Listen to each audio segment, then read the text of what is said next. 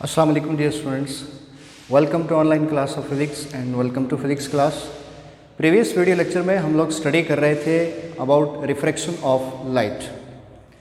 Refraction of light में हमने laws of refraction को स्टडी किया और स्नेल्स लॉ को भी हमने डिस्कस किया at the last. But refraction of light through transparent medium होती है और उससे प्रीवियस जो हम चीज़ स्टडी कर रहे थे that is reflection of light. And reflection of light is only possible through mirror, whose one side is polished and other is reflecting. So once again, what is meant by refraction of light? Refraction of light क्या है? So refraction of light basically the process of bending of light as it passes through one transparent medium to the another transparent medium. कि light जब एक medium से दूसरे medium में पास करती है तो वो अपना पाथ चेंज कर देती है, बेंड हो जाती है. That is called reflection of light. उससे रिलेटेड हमने एक एग्जांपल ली थी कि फॉर एग्जांपल अगर हम एक हाफ फुल ग्लास के अंदर एक पेंसिल को डिप करेंगे तो वो पेंसिल हमें जिस लेवल पर आपके पास ग्लास में वाटर है तो वहाँ से आपको बेंड होती हुई नज़र आएगी, ब्रेक होती हुई नज़र आएगी, टूटी हुई नज़र आएगी, बेंड होती हुई नज़र आएगी. बिकॉज जो लाइट एक मीडियम आपके पास ग्लास है, एयर है और दूसरा आपके पास वाटर है. सो जब एयर से वाटर में या वाटर से एयर में लाइट आती है तो वो अपना पाथ क्या कर देती है, चेंज कर देती है, जिसके भी ऑफ पे, जिसके रिजल्ट में आपको वो पेंसिल कैसी दिखती है, आपको टेढ़ी दिखती है. ओके. सो सिमिलरली अगर आपके पास कोई ग्लास है ट्रांसपेरेंट, आपके पास कोई ग्लास का स्लैब है तो उसके अंदर जब लाइट एयर से उस ग्लास में पड़ती है तो वो अपना पाथ क्या कर देती है, चेंज कर देती है. And then laws of refraction को हमने स्टडी किया जिसमें पहला लॉ क्या था. So the incident ray, the normal ray and the refracted ray at the point of incidence lies on the same plane. And second one law is the ratio of sine of angle of incidence to the sine of angle of refraction is equal to a constant and that constant is represented by n and that is also known as refractive index and which is equal to Snell's law. So हम refractive index को study करेंगे, how you can define refractive index. So refractive index is basically ratio between the speed of light in air to the speed of light in medium or speed of light in vacuum to the speed of light in medium. So that is refractive index which is represented by n. So n is the refractive index and it can be defined as the ratio of speed of light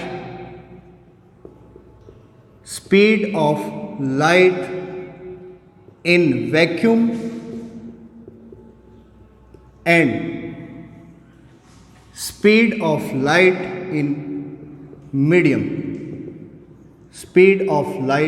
in medium. Medium आपके पास कुछ भी हो सकता है.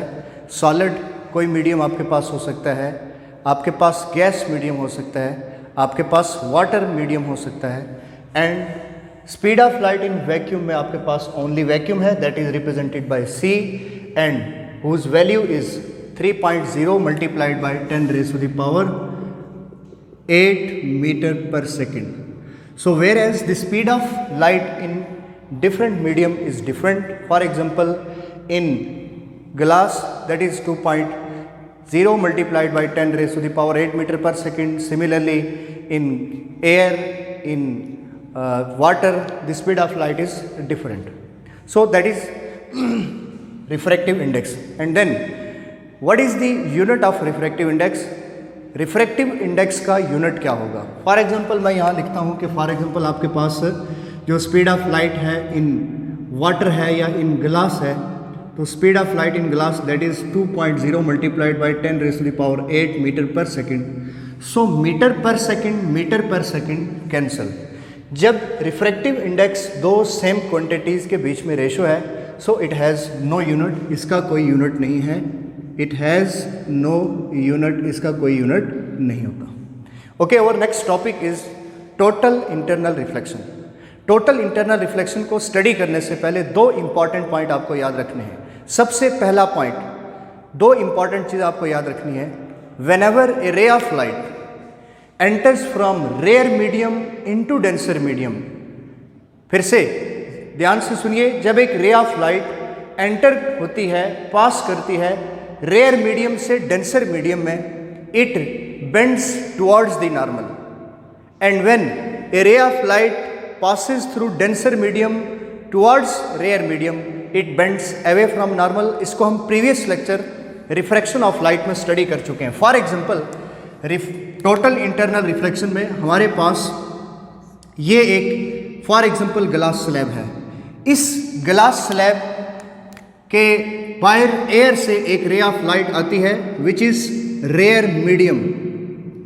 This one is rare medium, that is air, and this is point of incidence, and here we draw a normal line. यहाँ पर हम एक नॉर्मल लाइन ड्रा कर देते हैं.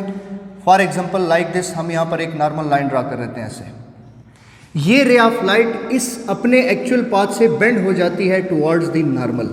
तो मैंने एक पॉइंट आपको क्लियर किया कि when a ray of light enters from rare medium into denser medium, it bends towards the normal, and when a ray of light passes or travel from denser medium towards rare medium, जब ये denser medium से rare medium की तरफ आएगी, it bends away from normal, ये normal से away चली जाएगी.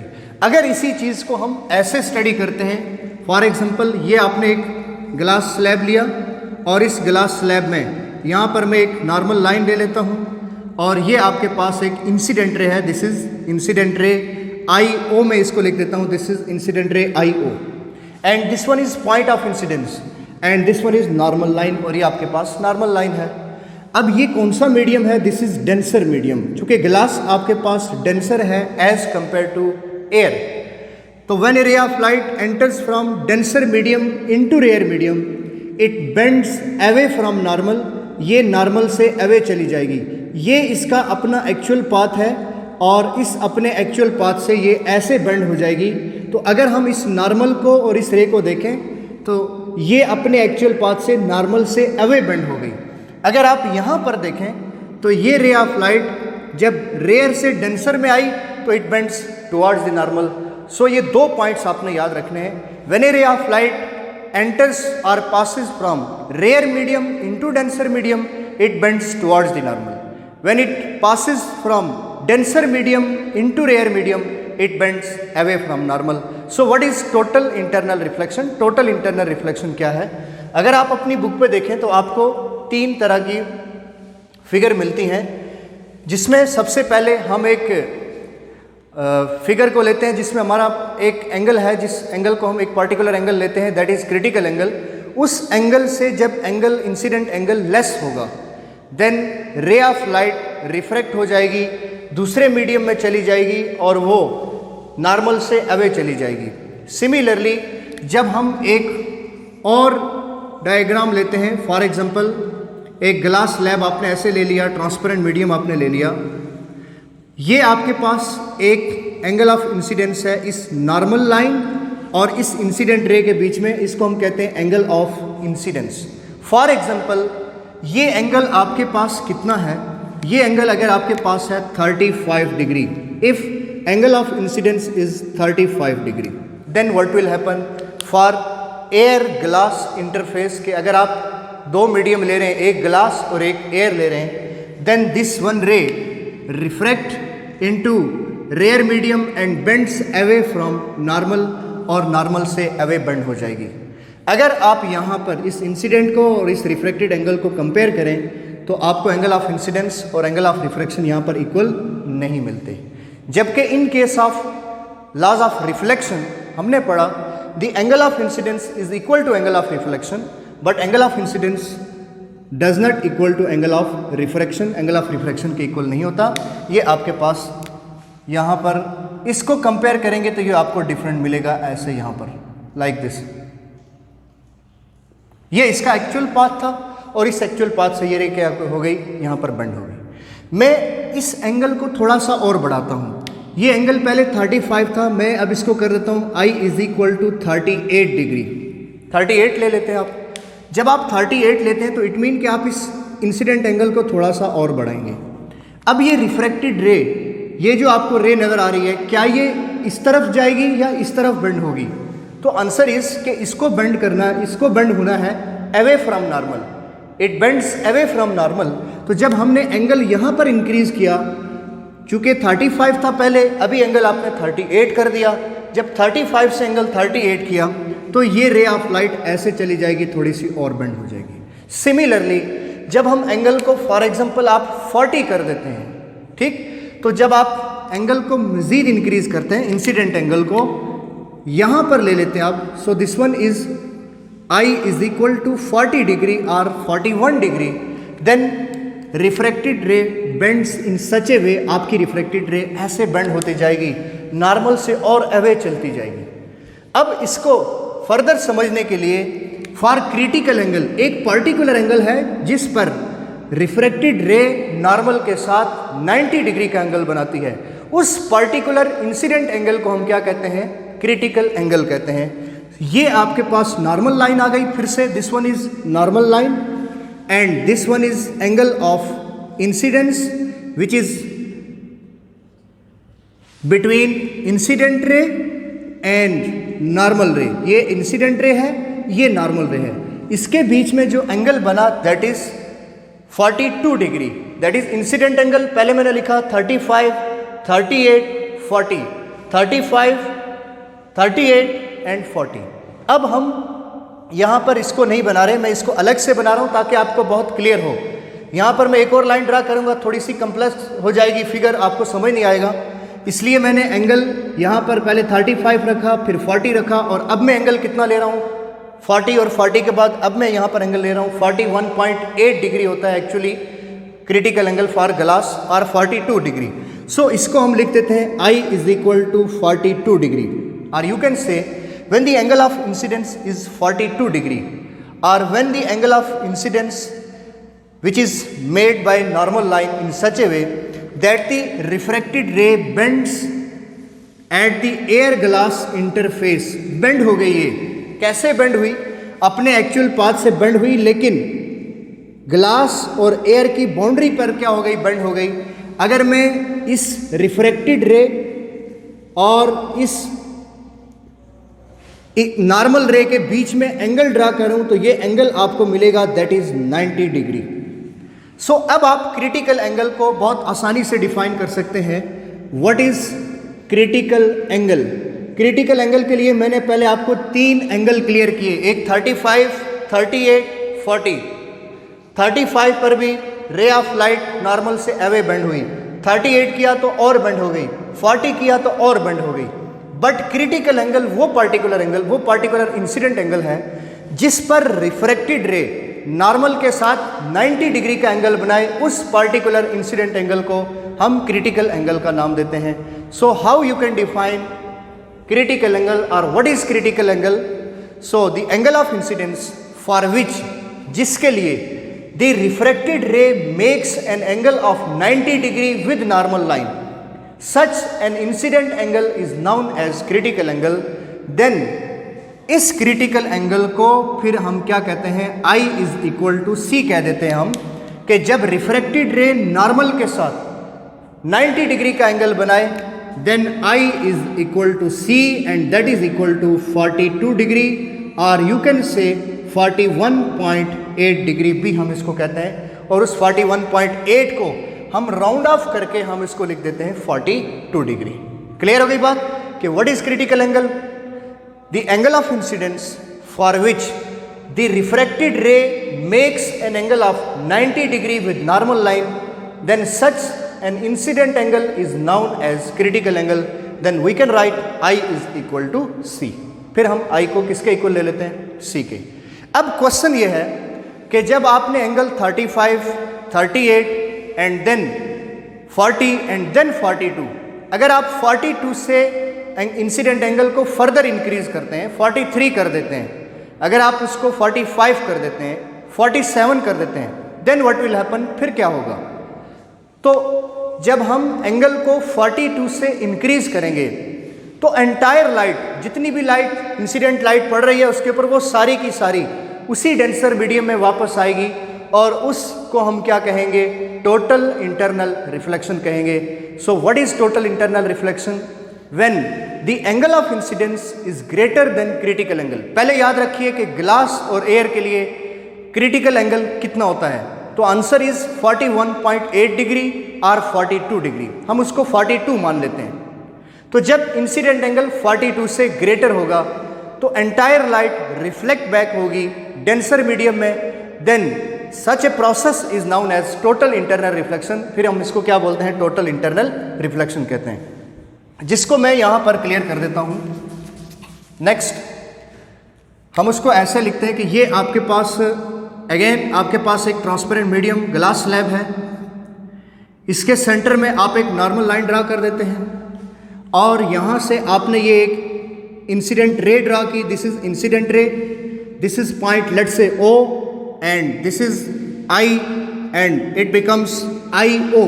ये आपके पास एक इंसिडेंट रे हुई, that is IO is incident ray. अब इस इंसिडेंट रे और इस नॉर्मल रे के बीच में जो एंगल बना that is angle of incidence. But अब ये एंगल कितना रखा आपने, I is equal to 45 degree. जब I is equal to 45 degree है तो C कितना आपके पास, क्रिटिकल एंगल फॉर ग्लास कितना है, 42 डिग्री। तो हम क्या कंडीशन लिख सकते हैं, तो कंडीशन ये है कि when I is greater than C, मुझे बताइए C कितना है 42, I कितना है 45, तो I ग्रेटर हुआ किससे, C से। अब मैं डिफाइन कर रहा हूं इसको, when I is greater than C, when the angle of incidence is greater than critical angle, no refraction occur। Refraction किसे कहते हैं कि रिफ्रैक्शन जब लाइट एक मीडियम से दूसरे मीडियम में चली जाए दैट इज रिफ्रैक्शन।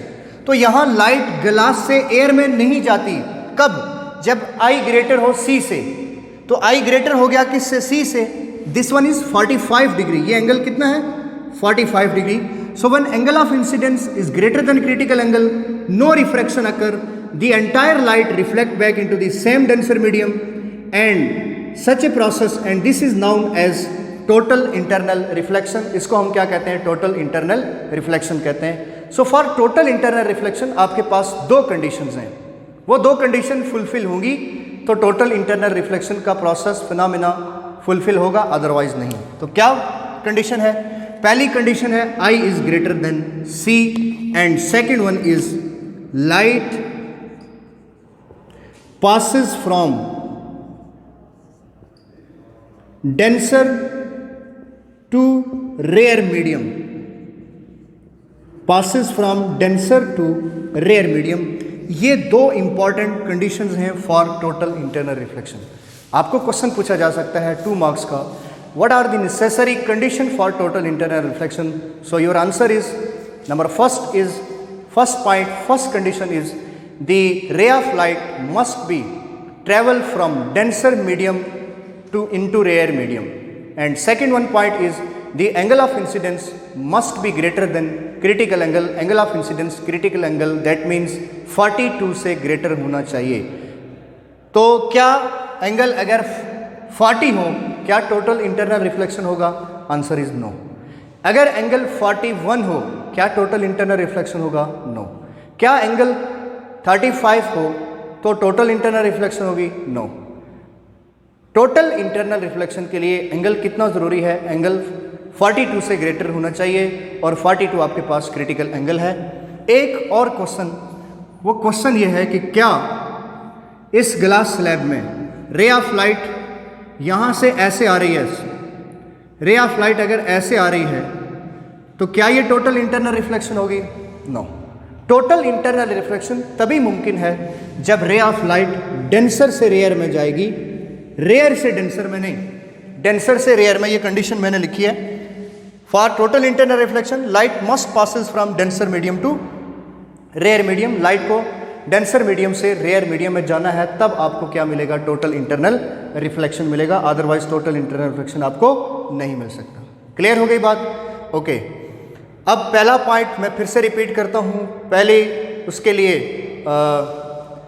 पहली फिगर के लिए हम इसको लिखते हैं I is less than C। I is less than C हम यहाँ लिखेंगे I is less than C के एंगल ऑफ इंसिडेंस C से लेस होगा तो रिफ्रैक्शन आपको मिलेगा, दैट मीन्स 35 एंगल 42 से लेस है, 38 एंगल 42 से लेस है। जो एंगल हमने 40 रखा, 40 भी क्या है 42 से लेस है। सो for this figure condition is I is less than C, and for total internal reflection I is equal to C, and for total internal reflection I is greater than C, I C से क्या होना चाहिए, greater होना चाहिए, तब total internal reflection होगा। Critical angle के लिए आई सी के इक्वल होना चाहिए and that is equal to 42 degree. Clear हो गई बात? सो नेक्स्ट वीडियो लेक्चर में हम लोग इसकी नेक्स्ट एप्लीकेशन को स्टडी करेंगे, टोटल इंटरनल रिफ्लेक्शन को। जो ऑप्टिकल फाइबर केबल है वो इसी प्रिंसिपल पर काम करती है, that is total internal reflection. कैसे टोटल इंटरनल रिफ्लेक्शन पर ऑप्टिकल फाइबर काम करता है, ऑप्टिकल फाइबर केबल्स काम करती हैं, उसको हम नेक्स्ट वीडियो लेक्चर में स्टडी करेंगे। तब तक अपना बहुत सारा ख्याल रखिएगा। अल्लाह हाफिज़, थैंक यू।